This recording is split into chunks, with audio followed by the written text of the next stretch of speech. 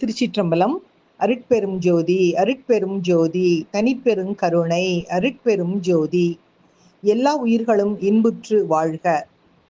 ஒரு நோயாளி மருத்துவமனையில் சிகிச்சைக்காக சேருகிறாள். அவள் மனதில் அணுவளவு கூட தாம் குணமடைவோம் என்ற நம்பிக்கை இல்லை.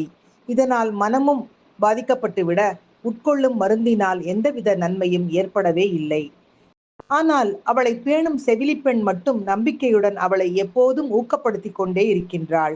அவளது அறையின் வெளியில் ஒரு மரம் தனது இலைகளை தினமும் உதிர்த்து கொண்டே வருகிறது.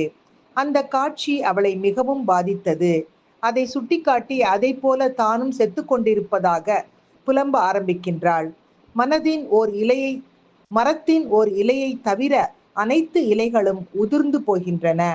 அந்த கடைசி இலை விழும்போது தானும் இறந்து விடுவோம் என அஞ்சுகிறாள். சோகத்தின் பிள்ளையாய் மாறிக்கொண்டே வருகிறாள். செவிலி எவ்வளவு தைரியம் சொல்லியும் அவள் நம்பவே இல்லை. நாளை காலை கடைசி இலை உதிரும்போது தானும் உதிர்வோம் என்றே நம்பினாள். பொழுது விடிந்தது. என்ன ஆச்சரியம்! அந்த ஒற்றை இலை உதிரவே இல்லை. இதை கண்டதும் அவளுக்கு மகிழ்ச்சி பிறந்து விட்டது. நம்பிக்கை விதை முளைவிட்டது. அந்த ஒற்றை இலை போல் தானும் வாழலாம் என எண்ண ஆரம்பித்து விட்டாள். மருத்துவரோடும் மருந்துகளோடும் நன்கு ஒத்துழைத்தாள். விரைவில் குணமடைந்தாள். அவள் வீட்டுக்கு செல்லும் நாள் வந்தது. செவிலி வந்து அவளை மரத்தருகில் அழைத்துச் சென்றாள். அந்த ஒற்றை இலையை பறித்து அவளிடம் தந்தாள். அது வெறும் துணியில் வரையப்பட்ட செயற்கை இலை என்பது தெரிகிறது.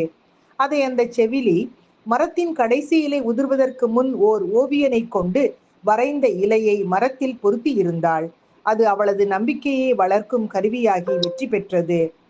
நம்பிக்கை எல்லாமே செய்யும். திடமான உள்ளமும் தன்னம்பிக்கையும் இருந்தால் உடல் என்ன, உலகையே வென்றுவிடலாம்.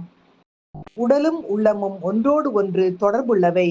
அங்கே சிறு நம்பிக்கை தூறல் பட்டாலே போதும், செடிகளும் பூக்களும் பூத்து குலுங்க ஆரம்பித்து விடும் என்று சொல்லி இதனை இன்றைய சிந்தனையாக்கி மகிழ்வோடு காலை வணக்கம் சொல்வது உங்கள் அழகம்மை சுவாமிநாதன். Happy morning.